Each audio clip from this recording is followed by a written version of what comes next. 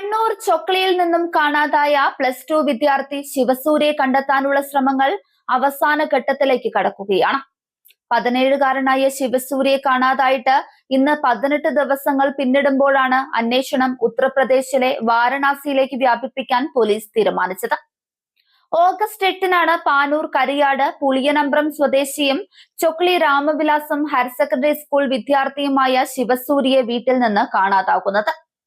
Online game കളിക്കാൻ ബന്ധുക്കളിൽ നിന്നും മറ്റും പണം കടം വാങ്ങിയത് ശ്രദ്ധയിൽപ്പെട്ടതിനെ തുടർന്ന് അച്ഛൻ ജിഗേഷ് ശിവസൂര്യയുടെ മൊബൈൽ ഫോൺ വാങ്ങിവെച്ചിരുന്നു.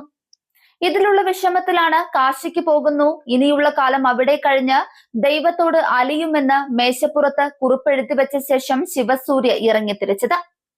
3000 രൂപയും 2 ജോഡി വസ്ത്രവും സ്കൂൾ ബാഗും മാത്രമാണ് കൈവശമുണ്ടായിരുന്നത്.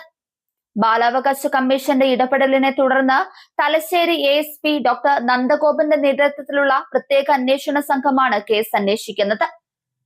കേരളത്തിലെ പ്രധാന റെയിൽവേ സ്റ്റേഷനുകൾ, ബസ് സ്റ്റാൻഡുകൾ, ഷൊർണൂർ, ഒറ്റപ്പാലം, കോഴിക്കോട് എന്നിവിടങ്ങളിലും കർണാടകയിലെ മംഗളൂരു, ബംഗളൂരു മേഖലകളിലും വ്യാപിച്ച് അന്വേഷണം നടത്തിയെങ്കിലും കൃത്യമായ സൂചനകളൊന്നും ലഭിച്ചില്ല.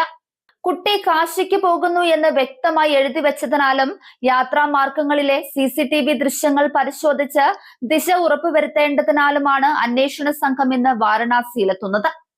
ട്രെയിൻ മാർഗവും മറ്റ് പൊതുഗതാഗത സൗകര്യങ്ങൾ ഉപയോഗിച്ചും ശിവസൂര്യ കാശിയിലെത്തിയിട്ടുണ്ടോ എന്ന് കണ്ടെത്തുകയാണ് പ്രധാന ലക്ഷ്യം.